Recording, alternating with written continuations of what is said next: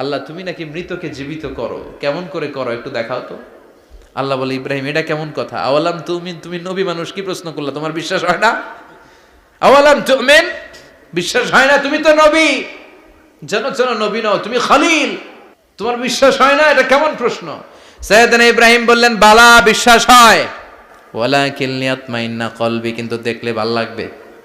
আল্লাহ কেমন করে মৃতরে জীবিত করো তুমি দেখাও। আল্লাহ বললেন, 4টা পাখিরে টুকরা টুকরা করো, জবাই করো, টুকরা টুকরা করো, পায়ের সাথে মাথা মিশাও, মাথার সাথে কলিজা মিশাও, টুকরা টুকরা করে ওই পাহাড়ের মধ্যে ছিটিয়ে দিয়ে আস। এরপরে এই পাশে এসে সুম্মা দুহুন্না ইয়াতিনাকা সায়া, আমার নামে পাখিগুলারে ডাক দাও। উনি এই পাশে এসে আল্লাহর নামে টুকরো টুকরো করে ছিটিয়ে দিয়ে আসা পাখিগুলোর ডাক দিতে দেরি, মুহূর্তে পায়ের সাথে মাথা, মাথার সাথে বডি লেগে জীবিত হয়ে পাখিগুলো দৌড়ে সাইয়েদনা ইব্রাহিমের কাছে চলে এসেছে। আল্লাহ তাআলা একজন প্রসিদ্ধ নবীর ব্যাপারে কিছু তথ্য দিয়েছেন, এই তথ্যগুলো আজকে আমরা শুনবো ইনশাআল্লাহ। পড়েন। রব্বুল আলামিন বলেন, ওয়া ইয ইবতালা ইব্রাহিমা রাব্বুহু বিকালিমাতিন ফাতাম্মাহুন্না ক্বালা ইন্নী জাইলুকা লিন-নাসি ইমামা। সুবহানাল্লাহ পড়েন। যেই নবীর ব্যাপারে আল্লাহ তথ্য দিলেন ওই নবীর নাম ইব্রাহিম আলাইহিস সালাম। সবাই বলেন কি নাম? চিল্লায় বলেন কি নাম? আল্লাহ বলেন, নবী স্মরণ করুন সেই সময়ের কথা যখন আমি আমার খলিল ইব্রাহিমকে অনেকগুলো বিষয়ে পরীক্ষা করেছিলাম, আর আমার খলিল ইব্রাহিম প্রতিটা পরীক্ষায় গোল্ডেন এ প্লাস পেয়েছে। প্রতিটা পরীক্ষায় সফলতার সাথে আমার ইব্রাহিম উত্তীর্ণ হয়েছে। আর ফলাফল স্বরূপ আমি বলেছি, ইন্নী জাইলুকা লিন-নাসি ইমামা। ইব্রাহিম, এতগুলো কঠিন পরীক্ষা নিলাম, একটাও ফেল মারলাম না, সবগুলাই পাস, যাও। এর বদৌলতে তোমার আমি গোটা বিশ্বের মানুষদের ইমাম বানায় দিলাম। ইমাম মানে নেতা। ইমাম মানে কি? নেতা। নেতা হওয়া এত সহজ না। আগুনে পুড়িয়ে পুড়িয়ে যেমনি খাঁটি সোনা বানানো হয়, তেমনি কষ্টি পাথর দিয়ে যাচাই করে করে, পরীক্ষা করে করে আল্লাহ তাআলা সাইয়েদনা ইব্রাহিমকে এই মর্যাদার আসনে বসিয়েছেন। আল্লাহ বলে, অনেকগুলো পরীক্ষা আমি নিয়েছি সাইয়েদনা ইব্রাহিমকে। আল্লাহ যারে পছন্দ করে বেশি, তার জীবনে পরীক্ষাও বিশ্বনবী বলেন, আসাদ্দুন নাসি বালাআন আল আম্বিয়া। এই দুনিয়ার বুকে সবচাইতে বেশি পরীক্ষা নেয় আল্লাহ নবীদের। সুম্মাল আমসাল ফাল আমসাল, তারপরে সিদ্দিকিনদের, তারপরে শুহাদাদের, তারপরে সালিহিনদের। ইবতালার রাজুলু আলা হাসাবি দীনিহি, যেই ব্যক্তির দিনদারি বেশি তার জীবনে পরীক্ষাও। বিশ্বনবীর আল্লাহ সান্ত্বনা দিচ্ছেন, নবী ওরা আপনারে গণক বলে, ওরা আপনারে জাদুকর বলে, ওরা আপনারে কবি বলে, ওরা আপনারে পাগল বলে, কিন্তু আপনি হতাশ হবেন না। একটার পর একটা পরীক্ষা আপনার উপর চেপে বসেছে, এগুলো দেখে ভয় পাওয়ার কোনো কারণ নাই, কারণ মুমিন ভয় পায় না। চিল্লায় এখন ঠিক কিনা? ও নবী, আপনি বিচলিত হবেন না, হতাশ হবেন না। আপনার আগে যেই নবীরা ছিল তাদের জীবনেও পরীক্ষা ছিল কি ছিল না? আমি আমার খলিল ইব্রাহিমকে অনেকগুলো পরীক্ষা নিয়েছি, প্রতিটা পরীক্ষায় সাইয়েদনা ইব্রাহিম পাশ করেছে। বিশ্বনবীকে আল্লাহ সান্ত্বনা দিচ্ছেন। সুবহানাল্লাহ পড়ে। বিশ্বনবী হতাশ হবেন না। ডোন্ট বি স্যাড, লা তাহজান, নেভার লুজ হোপ। ও নবী আশা হারাবেন না। আপনার উপর যেমন পরীক্ষা আছে, সাইয়েদনা ইব্রাহিমের উপরও পরীক্ষা ছিল। সবার উপর আমি পরীক্ষা নেই। আপনারে ওরা কবি বলে গালি দেয়, গণক বলে গালি দেয়, জাদুকর বলে গালি দেয়, পাগল বলে গালি দেয়।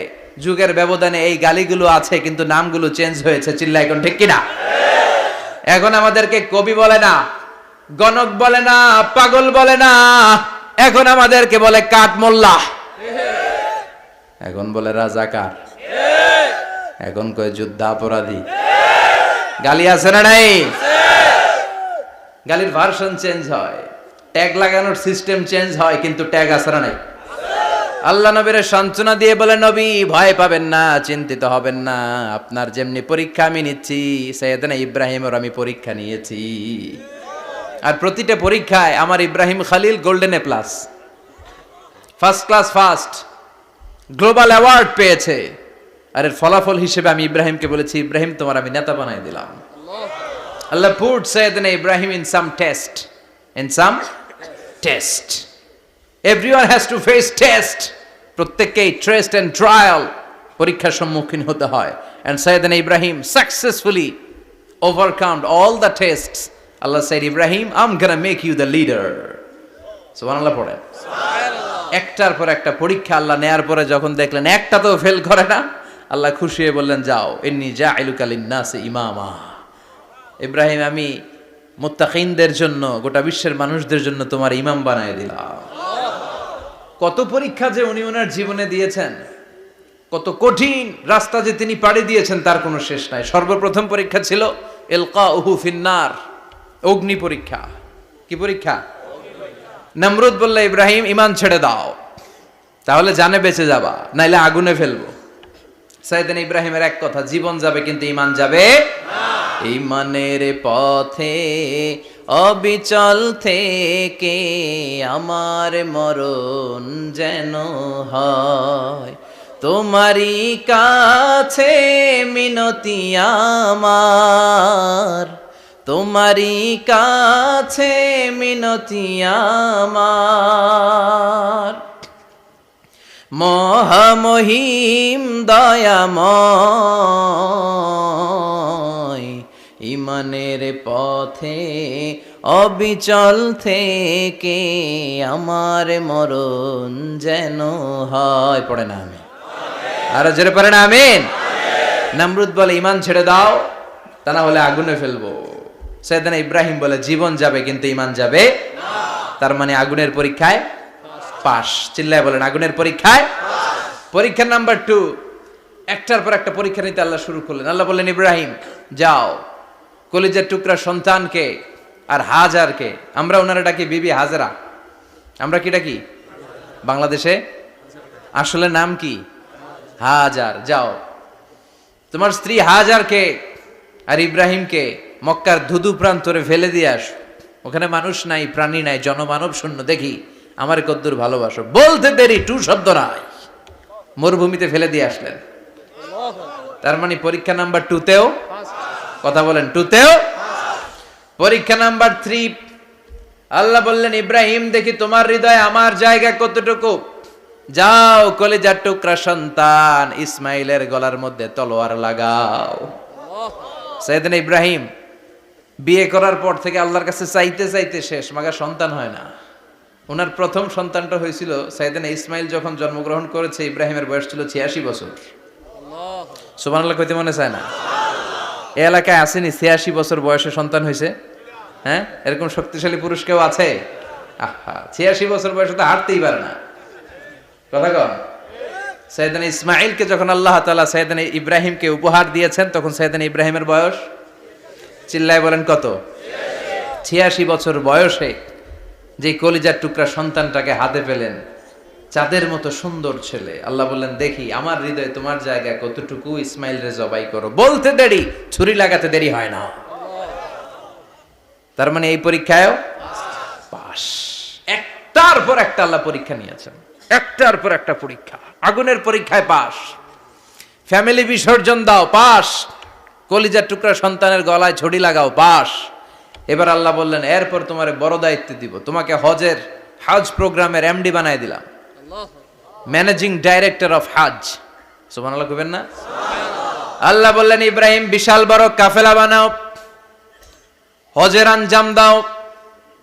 সাইয়েদনা ইব্রাহিম বললেন, আল্লাহ দুদুমরু প্রান্তর, জনমানব শূন্য, মানুষ নাই, পাখি নাই, কেউ নাই, কিভাবে আমি হজের আঞ্জাম দেব? আল্লাহ বললেন, ইব্রাহিম হজ প্রোগ্রামের ম্যানেজারগিরি করতে চাইলে 3টা পেশা তোমাকে বেছে নিতে হবে। কয়টা? এই 3টা পেশা এর সমন্বয়ে তুমি হজের প্রোগ্রামের আঞ্জাম দিতে পারবা। পেশা নাম্বার 1, তোমার রাজমিস্ত্রির কাজ করতে হবে। পেশা নাম্বার 2, তোমার ঝাড়ুদারগিরির কাজ করতে হবে। পেশা নাম্বার 3, তোমার মুয়াজ্জিনগিরি করতে হবে। সুবহানাল্লাহ কইবেন না? وَإِذْ يَرْفَعُ إِبْرَاهِيمُ الْقَوَاعِدَ مِنَ الْبَيْتِ وَإِسْمَاعِيلُ رَبَّنَا تَقَبَّلْ مِنَّا إِنَّكَ أَنْتَ السَّمِيعُ الْعَلِيمُ। সাইয়েদনা ইব্রাহিম আর কলিজার টুকরা সন্তান ইসমাইলকে নিয়ে রাজমিস্ত্রির কাজ শুরু করে দিলেন। আল্লাহু আকবার! কাবা ঘর ভেঙে চুরমার, বাপ বেটা মিলে রাজমিস্ত্রির কাজ। পাথর কেটে কেটে বাপ বেটা মিলে কাবা ঘর বানায়। পেশা নাম্বার 1 শেষ। পেশা নাম্বার 2 ঝাড়ুদারগিরি। পেশা নাম্বার 2 কি?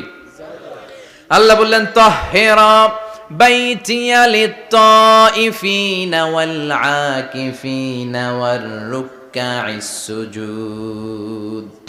মসজিদেরি ঝাড়ু বারদার হোক আমারে হাত, শোনো আমারে মুনাজাত। শোনো শোনো ইয়া ইলাহি আমারে মুনাজাত, শোনো আমারে মুনাজাত। পড়েন আমিন। আল্লাহ বললেন তাহেরা পরিষ্কার করো মানে ঝাড়ু দাও, বাইতি আমার কাবা ঘর, লিত্তাইফিনা তাওয়াফকারীদের জন্য, ওয়াল আকিফিনা ইতিকাফকারীদের জন্য, ওয়ার রুকআইস সুজুদ রুকুকারীদের জন্য, সিজদাকারীদের জন্য ঝাড়ু দাও। বাপ বেটার রাজমিস্ত্রিগিরি শেষ, এবার ঝাড়ুদারগিরি শুরু। সুবহানাল্লাহ বলেন। এরপর আল্লাহ বললেন 3 নম্বরে মুয়াজ্জিনগিরির কাজ করো। ওয়াআযিন ফিন-নাসি বিল হজ্জি ইয়াতুকা রিজালাও ওয়া আলা কুল্লি দামিরি ইয়াতিনা মিন কুল্লি ফাজ্জিন আমিক। ঘর বানিয়েছেন, এই ঘরে তোমরা হজ করতে আসো।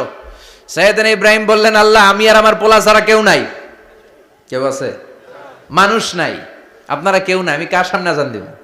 আমি কার সামনে ঘোষণা দেব? আল্লাহ মানুষ নাই, প্রাণী নাই, পাখি নাই, দৃশ্যমান কিছু নাই, কোথায় আমি ঘোষণা দেব? আল্লাহ বললেন দাঁড়াও, দাঁড়িয়ে তুমি আজান দাও, ঘোষণা দাও। তোমার এই আজানের আওয়াজটা গোটা বিশ্বের সব মানুষের কানের ভেতরে আমি আল্লাহ পৌঁছে দেব। আযিন ফিন-নাস বিল হজ, হজের আজান দাও। উনি আজান দিলেন আইয়ুহান নাস ইত্তাখাযাল্লাহু বাইতান ফাহুজ্জু। আল্লাহ একটা ঘর বানিয়েছে, যাদের সামর্থ্য আছে হজে আসো। সুবহানাল্লাহ পড়েন। তৎকালীন সময়ে গোটা বিশ্বে যারা ছিল সবার কানের ভেতরে এই ঘোষণাটা মানে এই আজানটা পৌঁছে দিয়েছে কে? আল্লাহ। আমরা তখন ছিলাম পৃথিবীতে? কই ছিলাম? ফি আলামিল আরওয়াহ, রূহের জগতে। রূহের জগতেও আল্লাহ তাআলা আমাদের কানে পৌঁছে দিয়েছেন। রূহের জগতে থেকে এই আজান শুনে আমরা যারা লাব্বাইক বলার সুযোগ পেয়েছি তাদেরকে এই দুনিয়াতে হজের নসিব আল্লাহ করে দিবেন। তার মানে হজ প্রোগ্রামের ম্যানেজার। সুবহানাল্লাহ পড়েন।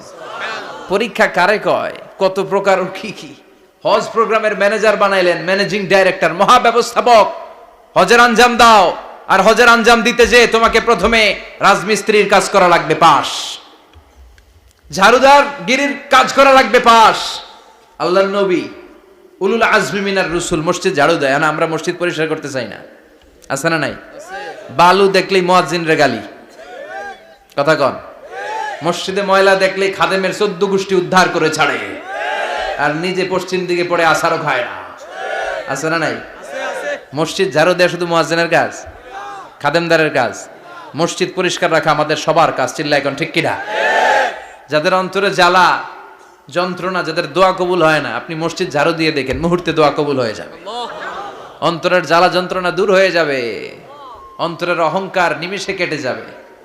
তার মানে আল্লাহ বললেন রাজমিস্ত্রি হও, সেটাও হলেন, ঝাড়ুদার হও, সেটাও হলেন, আজান দাও, সেটাও হলেন। তার মানে হজের যে পরীক্ষা নিলেন এটাতেও কথা কন, শুনতেছেন? 4টা ভয়ঙ্কর পরীক্ষা নিলেন, 4টাতে পাস। পরীক্ষা নাম্বার 5। আল্লাহ বললেন ইব্রাহিম বয়স কত? সাইয়েদনা ইব্রাহিম বললেন 80 বছর। আল্লাহ বললেন নিজ হাতে নিজের সুন্নাতে খাতনা সেরে দাও। সহিহ বুখারীর বর্ণনা, ইখতাতানা সাইয়েদনা ইব্রাহিম আলাইহিস সালাম ওহু ইবনু 80 সানা বিল কদুম। বুখারীর বর্ণনা 80 বছর বয়সে কুঠার দিয়ে লজ্জাস্থানের সামনের চামড়াটা কেটে নিজ হাতে নিজের সুন্নাতে খাতনা সেরেছেন। এমনি এমনি আল্লাহর প্রিয় হন নাই, এমনি এমনি গোটা বিশ্বের মানুষদের লিডার হন নাই। পরীক্ষার পর পরীক্ষা দিয়ে তিনি আল্লাহর সম্মানের চেয়ারে আসীন হয়েছেন। চিল্লায় বলেন ঠিক কিনা? এজন্য আল্লাহ বললেন ওয়াইয ইবতালা ইব্রাহিমা রাব্বুহু বিকালিমাতিন ফাআতাম্মাহুন্না ক্বালা ইন্নী জাঈলুকা লিন-নাসি ইমামা।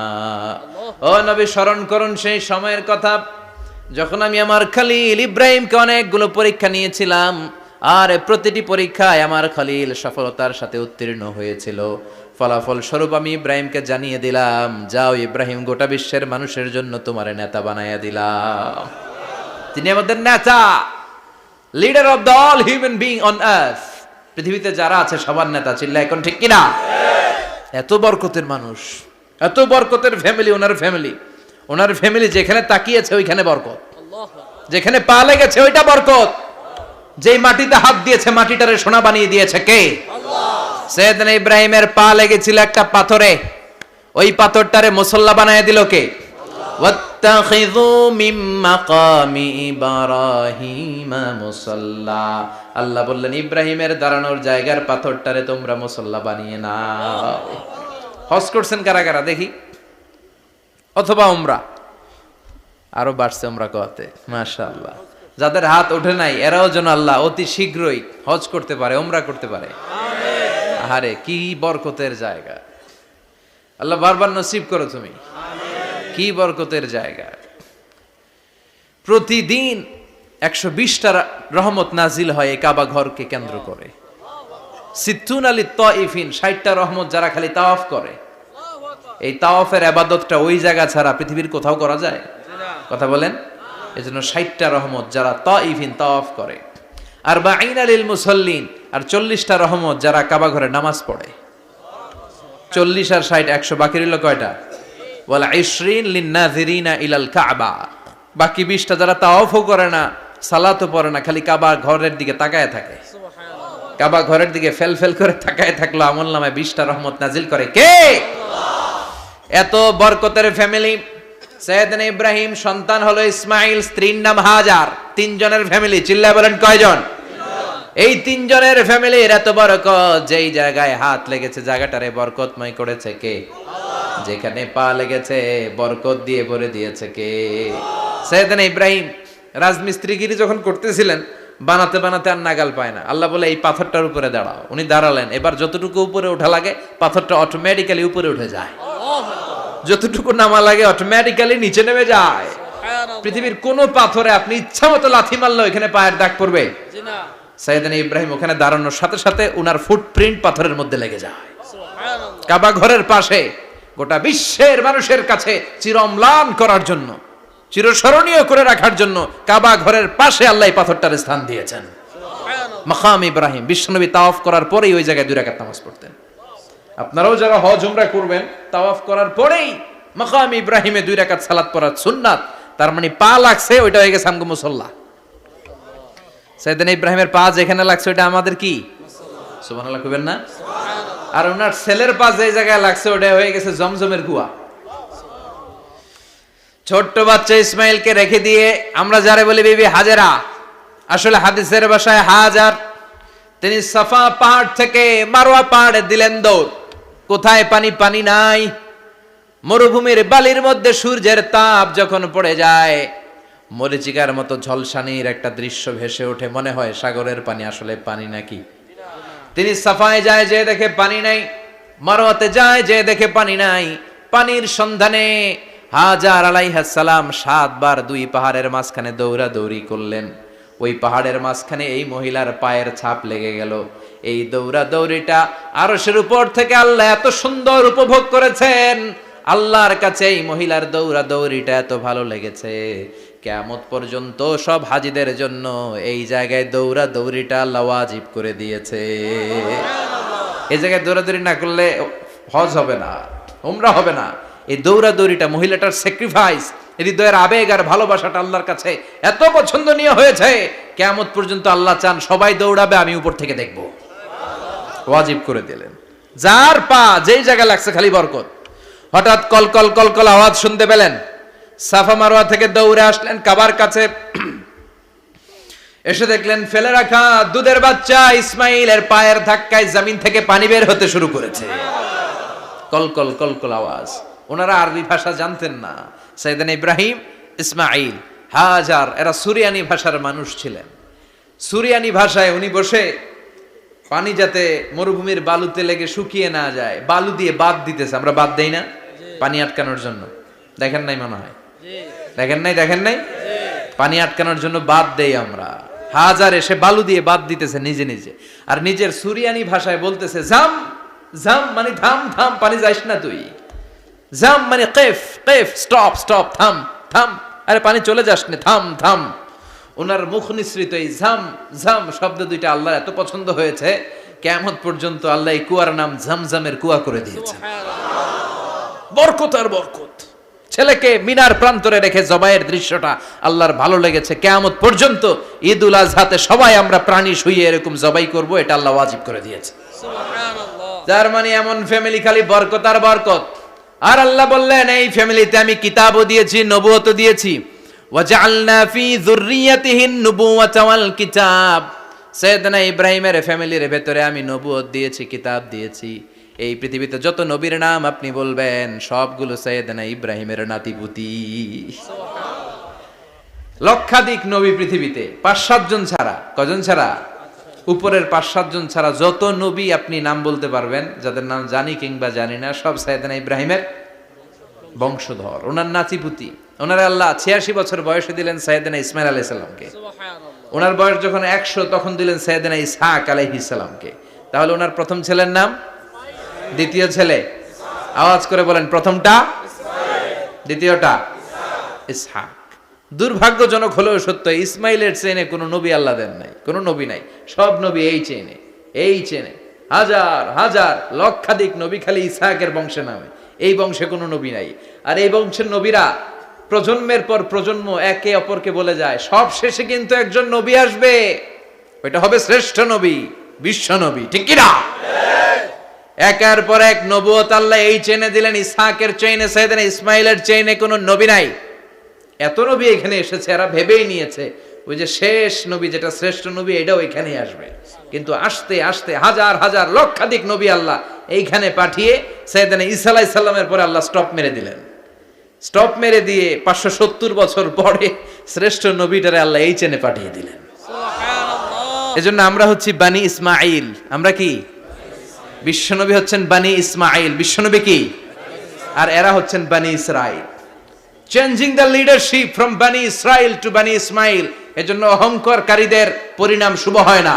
এরা নবী পেতে পেতে এই প্রজন্ম অহংকারী হয়ে উঠেছিল আর গালি দিচ্ছিল এই চেইনটা আটকুরা চেইন, নবী আসার দিক থেকে এই চেইনে কোনো নবী নাই, সব নবী এই চেইনে আমরা পাই, আর শ্রেষ্ঠ যে নবীটা আসবে সেটাও এই চেইনে আসবে। আল্লাহ কয় না, আমি খেলা উল্টায় দিব, সব নবী এখানে পাঠালেও শেষ নবী আমি এখানে পাঠাবো না।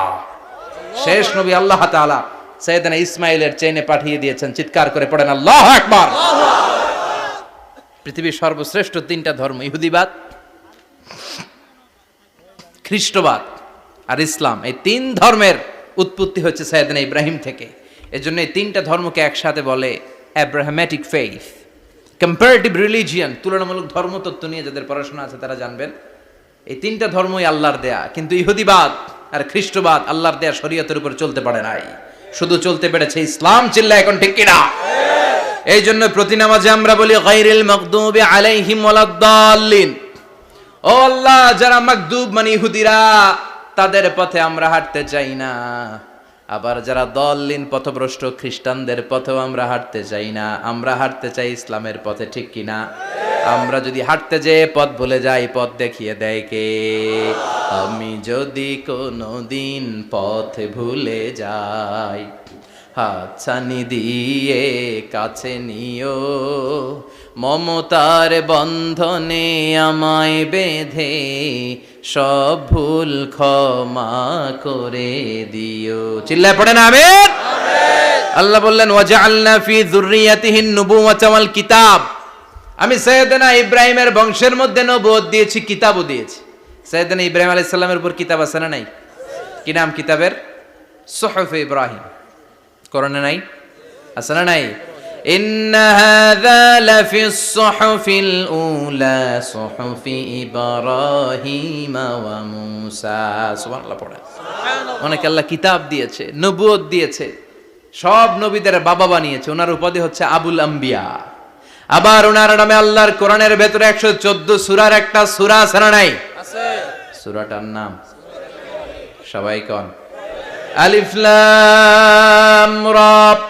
কিতাবুন আনজালনাহু ইলাইকা লিতুখরিজান নাসা মিনাজ যুলুমাতি ইলান নূর। সুবহানাল্লাহ পড়ে। সুবহানাল্লাহ। সূরা ইব্রাহিম। আলিফ লাম রা।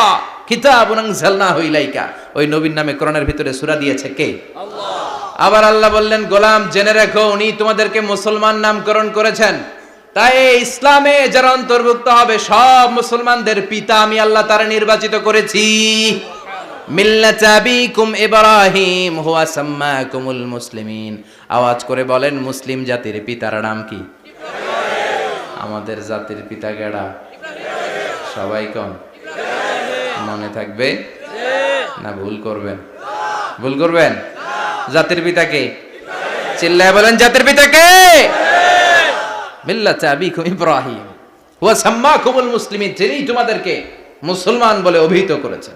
আবার আল্লাহ বললেন, ইব্রাহিম সবাইরে তুমি মুসলমান নাম রাখলে, তুমি মুসলমান হও। আসলিম ক্বালা আসলামতু লিরাব্বিল আলামিন, বলতে দেরি, কালিমা পড়ে মুসলমান হতে দেরি নাই। চিল্লায় পড়েন আল্লাহু আকবার। আবার আল্লাহ বলে, আমার নবী ইব্রাহিম এমন নবী, এই নবীর মতো বিনয়ী নবী নাই। ইন্না ইব্রাহিম লাহালিমুন আওয়াহুম মুনীব।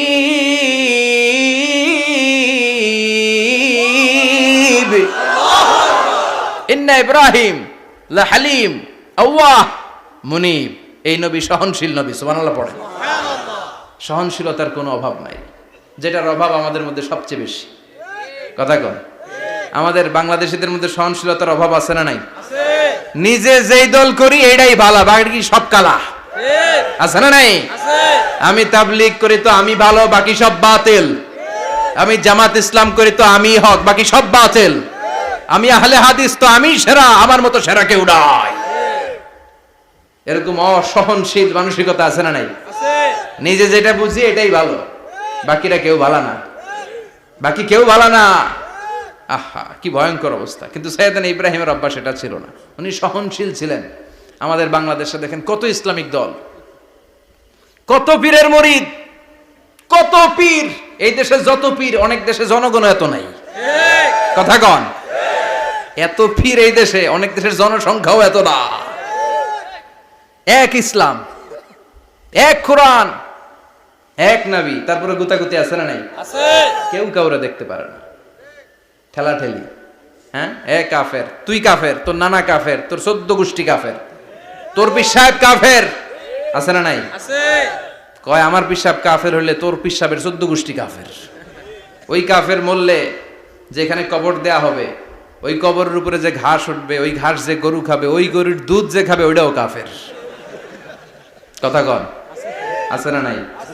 কেউ কারো ভালো সহ্য করতে পারে না। একজন বলছিল, ভাই এই বাংলাদেশের জাতীয় খেলা হাডুডু হইলো কেন? আমাদের জাতীয় খেলার নাম, কথা কন, দেখছেন? একটা সামনে যাইতে চাইলে বাকি সবাই ঠ্যাং ধরে নিচের দিকে নামে, আছে না নাই? সামনে যেতেই দিবে না, ভালো কাজ করতেই দিবে না, কারো ভালোটা কেউ সহ্য করে না। উপরের দিকে উঠতে চাইলে ঠ্যাং ধরে ওইটারে নামায়। এজন্য আমাদের জাতীয় খেলা হাডুডু। কথা বলেন। আল্লাহ বললেন, সাইয়েদনা ইব্রাহিমের চরিত্র কিন্তু এমন ছিল না। ইন্না ইব্রাহিম লা হালিমুন আওয়াহুম মুনীব, আমার ইব্রাহিম ছিল সহনশীল। আল্লাহু আকবার। আমাদের বাংলাদেশিদের এখন সবচেয়ে বেশি দরকার এটা, সহনশীলতা। আমরা অযাচিত মন্তব্য করতে দ্বিধাবোধ করি না, কমেন্টস করতে দ্বিধাবোধ করি না। ফেসবুকে, ইউটিউবে কমেন্টস আছে না নাই? আহা, কার ব্যাপারে তুমি কমেন্টস করো, কি বিষয়ে কমেন্টস করো, ওই বিষয়ে আদৌ তোমার ধারণা আছে কিনা, পড়াশোনা আছে কিনা, তুমি ওইটাতে স্পেশালিস্ট কিনা, কোনো ধারণা। ইচ্ছে মতো কমেন্ট আছে না নাই? ইচ্ছে মতো মন্তব্য, একে অপরের প্রতি হিংসা, কোনো ভালোবাসা নাই, মহব্বত নাই।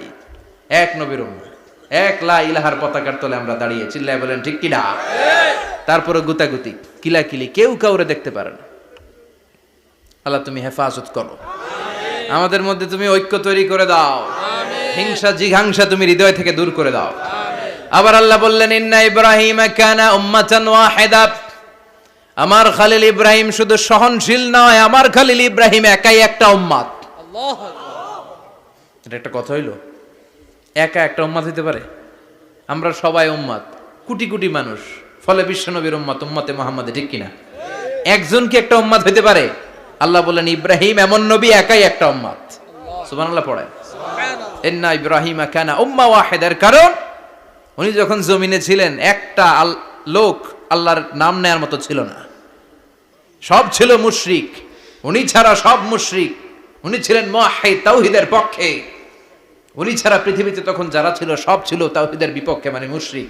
আল্লাহ বুঝাতে চাইলেন পুরো মুশরিক গোষ্ঠী একটা উম্মত, আমার ইব্রাহিম খলিল একাই আরেক উম্মত। ইন্না ইব্রাহিমা কানা উম্মাতান ওয়াহিদা। সাইয়েদনা ইব্রাহিমের সময়কালে মুসলমান বলতে কেউ ছিল না, উনি একা ছাড়া। তার মানে গোটা বিশ্বের সব মুশরিক মিলে একা একটা উম্মত, সাইয়েদনা ইব্রাহিম নিজে নিজে একটা উম্মত। কি পরীক্ষা করে কিভাবে আল্লাহ ওনারে উত্তীর্ণ করেছেন, এজন্য খুশি হয়ে আল্লাহ ওনারে খালিল উপাধি দিয়েছেন। কথা কন, ওনার কিছু উপাধি আছে, একটা হচ্ছে সিদ্দিক। কি উপাধি? আমাদের অনেকের নাম আছে না, এদিকে আছে সিদ্দিক নামে কেউ? মাশাআল্লাহ আছে। তো সিদ্দিক মানে কি জানেন? হ্যাঁ, কথা কন। সত্যবাদী, শুধু সত্যবাদী না, সত্য প্রকাশে, সত্য গ্রহণে, সত্যের ব্যাপারে আপোষহীন, কোনো আপোষ করে না। চিল্লায় এখন ঠিক কিনা? বিশ্বনবী মেরাজে গেলেন, মেরাজ থেকে ফিরে আসলেন, বিশ্বনবী বর্ণনা করলেন আমি বাইতুল মাকদাস দেখেছি মাঝরাতে, লক্ষাধিক নবীকে নিয়ে নামাজের ইমামতি করেছি, 7 আকাশ দেখেছি, আল্লাহর আরশ দেখেছি, আল্লাহর সাথে কথা বলেছি, আবার ফজরের আগেই মক্কায় ফিরে এসেছি। সবাইকে খাইছে খাইছে, মুহাম্মদের মাথার তার ছিঁড়ে গেছে, নাউজুবিল্লাহ। আবু জাহেল, উতবা, সাইবা সবাই মিলে একটা সুযোগ পেল, বললো এতদিন আমরা আবু বকররে বুঝাইতে পারি না, আজকে মুহাম্মদ যে গাঞ্জাখুরি কথা বলে এটা বললে আবু বকররে আমাদের দলে নিয়ে আসা যাবে। সবাই সাইয়েদনা আবু বকরের কাছে যায়, যে বলে আবু বকর জানো নাকি তোমার নবী নতুন কথা আমদানি করেছে? কি বলেছে আমার নবী? তোমার নবী বলে মাঝরাতে বাইতুল মাকদাস গিয়েছে। বাইতুল মাকদাসে তখন দ্রুতগামী ঘোড়া দিয়ে ছুটলেও যেতে লাগে 15 দিন। অ্যাবাউট টার্ন কাম ব্যাক, ফিরে আসতে আরো 15 দিন, মোট কয় দিন? 1 মাস, যেতে আসতে 1 মাস। তোমার নবী মাঝরাতে নাকি বাইতুল মুকাদ্দাসে ইমামতি করছে, 7 আকাশ ঘুরেছে, আল্লাহর আরশ দেখেছে, আল্লাহর সাথে কথা বলেছে, আবার ভোর হওয়ার আগে নাকি মক্কার জমিনে ফিরে এসেছে। আবু বকর বললেন আসলেই কি আমার নবী এই কথা কইছে? সবাই এক বাক্যে বলে হ্যাঁ, তোমার নবী মুহাম্মদ এই কথা বলেছে। আবু বকর দ্ব্যর্থহীন কণ্ঠে ঘোষণা করে দিলেন, আমার নবী যদি এই কথা বলে থাকে, আমার নবী সত্য বলেছে। সুবহানাল্লাহ, সত্য বলেছে, তিনি কখনো মিথ্যা বলতে পারে না।